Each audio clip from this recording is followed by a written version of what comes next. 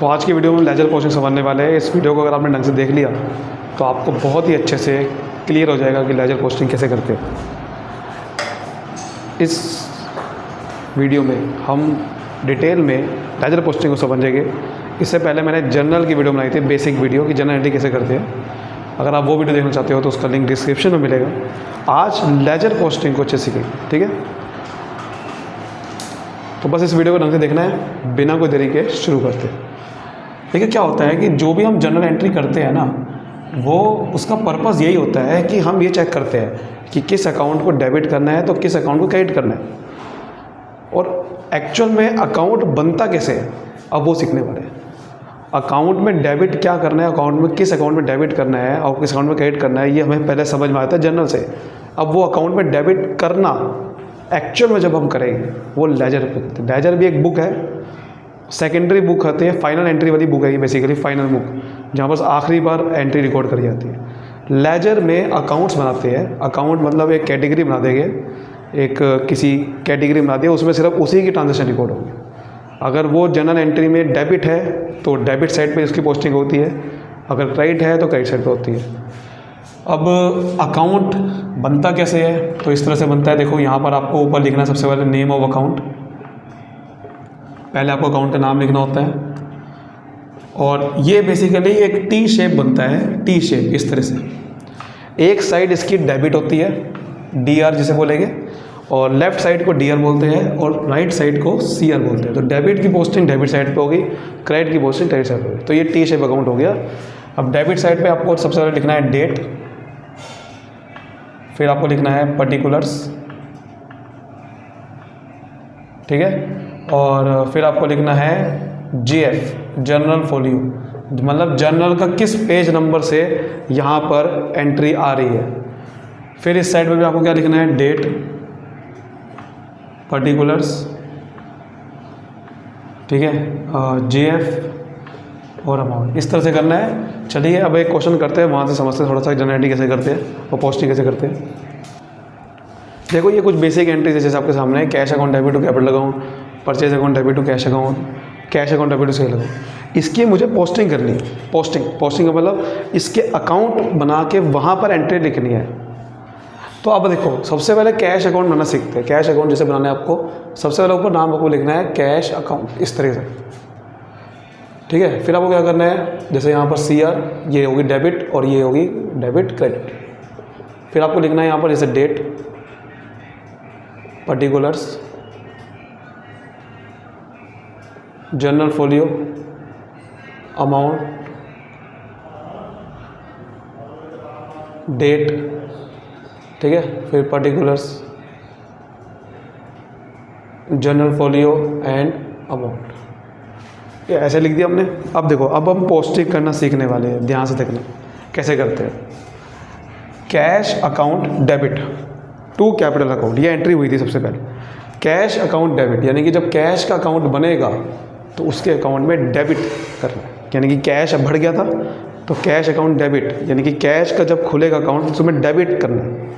और ये हमने खोल दिया अकाउंट कैश का, ये कैश का अकाउंट खुल गया। अब ये कैश के अकाउंट में डेबिट, यानी कि डेबिट साइड पे हमें लिखना है।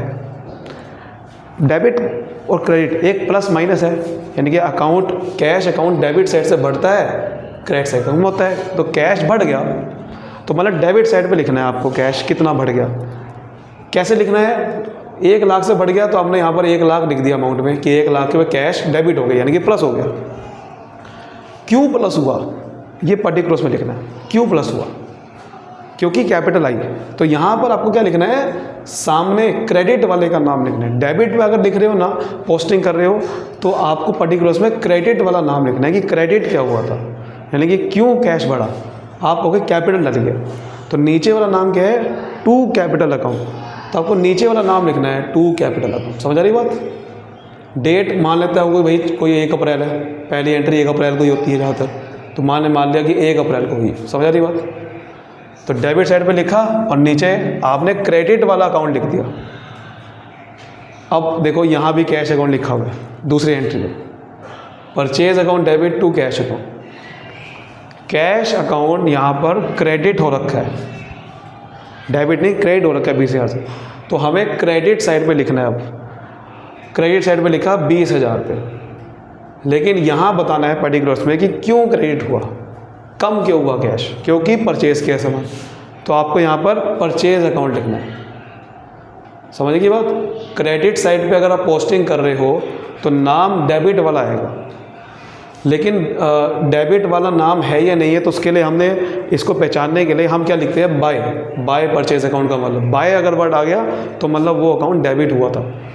तो यानी कि बाय परचेज अकाउंट का मतलब परचेज अकाउंट डेबिट हुआ था, कैश अकाउंट क्रेडिट हुआ है। क्लियर हो गई यहाँ तक पहले बात? यहाँ तक मुझे बताओ पहले, ठीक है। एक और यहाँ पर देखो क्या लिखा हुआ है, कैश अकाउंट यहाँ भी डेबिट है, सेल हुई थी सामान, तो कैश अकाउंट डेबिट है 25,000 से। फिर डेबिट साइड पे लिखेंगे हम 25,000 पे लिख देते हैं, लेकिन नाम क्या आएगा, नीचे वाला टू सेल्स अकाउंट।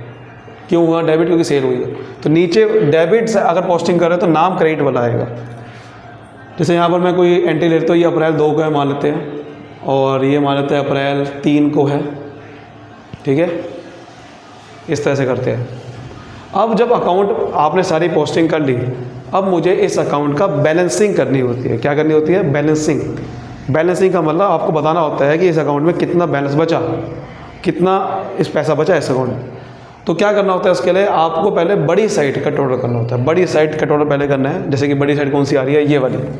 तो बड़ी साइड का पहले टोटल करना है आपने, 1 लाख बचे। टोटल करना है तो डबल खरीदनी होती है ऐसे, और यही टोटल यहाँ लिख देना है, क्योंकि डेबिट का टोटल हमेशा क्रेडिट के बराबर आता है। जैसे कि एंट्री में डेबिट और क्रेडिट बराबर आते हैं, ऐसे ही अकाउंट की भी डेबिट और क्रेडिट साइड बराबर लेनी है आपने।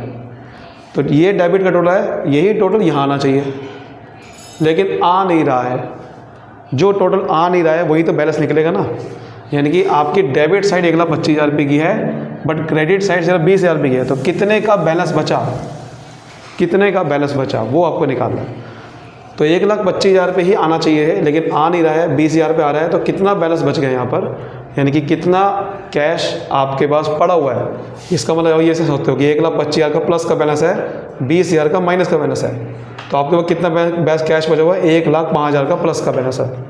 तो वो 1,05,000 रुपये यहाँ लिखेंगे, क्योंकि हमें टोटल बराबर दिखाना पड़ता है, क्योंकि डेबिट और क्रेडिट बराबर होते हैं।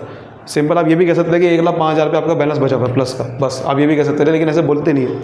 आपको डेबिट और क्रेडिट की फॉर्म में बोलना पड़ता है ना, इसीलिए कि कैश अकाउंट में डेबिट बैलेंस पड़ा हुआ है 1,05,000 का, क्योंकि डेबिट साइड बड़ी है। तो ये बैलेंस जो निकालना होता है वो महीने की एंड में निकालना होता है। जैसे अप्रैल का महीना एंड होता है अप्रैल 30 को, तो ये बैलेंस महीने की एंड में निकालना होता है। बात समझ में आ रही है? और लिखना क्या होता है, बाय, क्योंकि ये साइड क्रेडिट साइड पर हमेशा बाय करके लिखते हैं, ठीक है। क्या लिखना होता है, by balance CD carried down का मतलब इस बैलेंस को अभी आगे भी ले जाना है। ये नहीं कि बैलेंस आ गया तो कैश अकाउंट बंद हो गया है, नहीं, इस बैलेंस को अगले महीने ट्रांसफ़र करना है, तो उसको बोलते हैं कैरिड डाउन। और इसको अगले महीने ट्रांसफ़र करके दिखाना भी आपने। कैसे दिखाना है, बैलेंस CD है, अगले महीने की पहली तारीख को आपको इस बैलेंस को ट्रांसफ़र करना होता है। अगले महीने की पहली तारीख आती है मई, तो यहाँ लिखना है 2 करके, ये साइड 2 करके लिखते हैं, 2 बैलेंस BD, यानी कि ब्रॉड डाउन, कि ऊपर से हमने बैलेंस लाए, कि ऊपर से बैलेंस आया है तो ब्रॉड डाउन कहते हैं। कैरी डाउन का मतलब आगे ले जाना है, ब्रॉड डाउन का मतलब पीछे से आया। तो 1,05,000 रुपये आपका पीछे से बैलेंस आया। इस तरीके से आपका कैश अकाउंट बनता है। सेम टू सेम सारे आपको ऐसे अकाउंट बनाने हैं। अगर आप ये सीख गए तो आप परचेज अकाउंट बना लोगे, सेल अकाउंट बना लोगे, सब कुछ बना लोगे। सब परचेज अकाउंट, कैपिटल अकाउंट बना के देखते हैं। देखो अब परचेज अकाउंट बनाना, परचेज अकाउंट नहीं, पहले कैपिटल अकाउंट बना के देखो। जब आप जनरल एंट्री पहले करते हो तो जनरल एंट्री में जितने भी अकाउंट है सबके अकाउंट खुलते हैं, ध्यान रखना। जैसे कैश अकाउंट खुल चुका है पर कैपिटल अकाउंट नहीं खुला, कैपिटल अकाउंट खोलना पड़ेगा, परचेज अकाउंट खोलना पड़ेगा, तो ऐसे सारे अकाउंट खोलने पड़ते हैं। कैपिटल अकाउंट बनाता हूँ फटाफट से आपके सामने, देखो कैसे बनेगा। इस तरह से ये क्रेडिट है, ये डेबिट साइड होती है, date, particulars, general folio, amount, फिर date, particulars, general folio, amount. आपको क्या देखना होता है, सबसे पहले कैपिटल अकाउंट क्या हो रखा है एंट्री में। आपका होगा देखो ये 2 लिखा हुआ है तो क्रेडिट हो रखा है। अगर ये क्रेडिट हो रखा है तो क्रेडिट साइड पे पोस्टिंग करनी है। जैसे पहले अमाउंट लिख दो आप 1 लाख की, फिर आपको देखना है कि डेबिट क्या हुआ था। सर कैश अकाउंट हुआ था, तो आपको लिखना है 2024 अप्रैल 1 को एंट्री हुई थी ना, तो बाय कैश अकाउंट, बाय करके लिखना है यहाँ पर। फिर कैपिटल अकाउंट कहीं भी नहीं है।